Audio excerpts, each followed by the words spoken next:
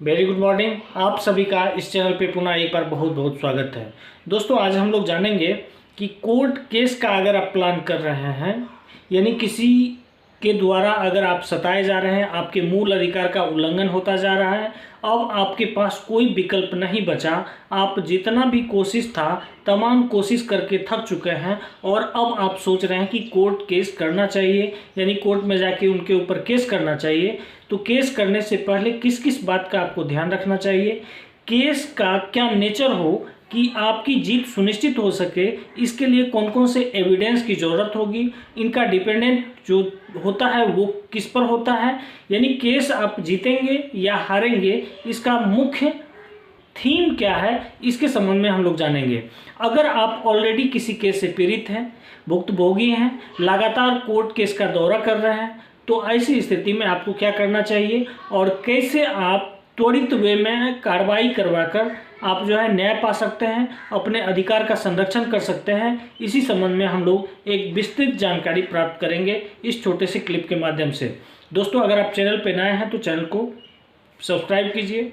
सबसे पहली बात है, केस आप क्यों करते हैं। किसी न किसी रूप में या तो आप सताए होते हैं या फिर किसी के द्वारा आपके मूल अधिकार का उल्लंघन किया जाता है, आपके किसी ऐसे अधिकार का उल्लंघन किया जाता है जो कि उचित नहीं हो।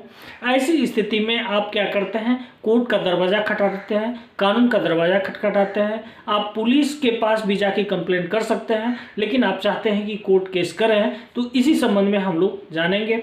तो पहली चीज़ ये है कि केस जो है डिपेंड करता है एविडेंस पे।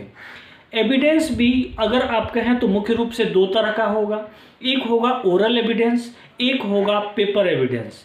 तो कहने का सेंस, डॉक्यूमेंट्री एविडेंस जो भी चीज़ है, सबसे पहली बात है मामला दो तरह से हो सकता है, या तो सिविल हो सकता है या फिर क्रिमिनल हो सकता है। तो क्रिमिनल की बात को अगर छोड़ दिया जाए, सिविल की बात करें तो उसमें पेपर एविडेंस का बहुत बड़ा योगदान है। उसमें उस पेपर यानी उस केस से संबंधित जितना भी ज़्यादा आपके पास एविडेंस होगा उसकी ताकत उतनी बढ़ जाएगी। अगर क्रिमिनल की बात करूं तो सेम कंडीशन इसमें भी होगा। तो सबसे पहली बात है, आपका स्टेटमेंट हुआ, स्टेटमेंट होने के बाद जो एविडेंस होता है यानी गवाही होती है, तो आपके पास ऐसा गवाह होना चाहिए जो बाद में पलटे नहीं, यानी अपने बात से वो मुकरे नहीं, और जो ओरिजिनल थीम है उनको वो सबसे ज़्यादा मतलब जो है बिना झिझक के बता सकें, क्योंकि उसको फिर क्रॉस एग्जामिनेशन से गुजरना पड़ेगा। जो आपके विपक्ष के वकील होंगे वो भी कई तरह के सवाल उनसे पूछेंगे। ऐसी स्थिति में आपको गवाह जो है एकदम एक नंबर का होना चाहिए, जिसने आंखों देखा हाल मतलब बताए और बिना झिझक बताए, किसी के प्रेशर में नहीं आए। नंबर एक हो गया। दूसरी बात, उस केस से संबंधित जो भी पेपर संबंधी एविडेंस आपके पास अवेलेबल है उसमें से जितना ज़्यादा से ज़्यादा हो सके आपको सबमिट करवाना चाहिए, ताकि आपके केस का ताकत बढ़ सके। आपको मैं बता दूं, केस की कई प्रक्रियाएं होती हैं, उस प्रक्रिया में गुजरने के बाद ही वो जजमेंट की स्थिति तक आता है। उस जजमेंट के स्थिति तक आने की जो प्रोसेस है उसमें एविडेंस का बहुत बड़ा योगदान है, चाहे वो ओरल एविडेंस हो या फिर डॉक्यूमेंट्री एविडेंस हो।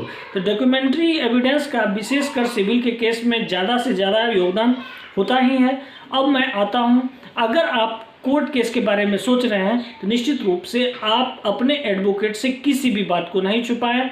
उस तथ्य से संबंधित बृहद जानकारी एकदम ज़्यादा से ज़्यादा शेयर करें, ताकि आपका बचाव और आपको न्याय दिलाने में आपके एडवोकेट मुख्य भूमिका निभा सके। हो सकता है आपने जिस रोज़ केस फाइल किया उसके बाद कुछ एविडेंस और आपको मिल गया, तो ऐसी स्थिति में उस साक्ष्य को, उस एविडेंस को तुरंत आपको सूचित करना चाहिए अपने एडवोकेट को, और एडवोकेट जो है अपना काम बिल्कुल अच्छे तरह से करेंगे।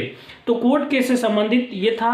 अगर इसके अलावा भी आपको कोई जानकारी चाहिए तो आप निश्चित रूप से कमेंट कीजिए, हम रिप्लाई देंगे। धन्यवाद, फिर मिलते हैं नेक्स्ट टॉपिक पे।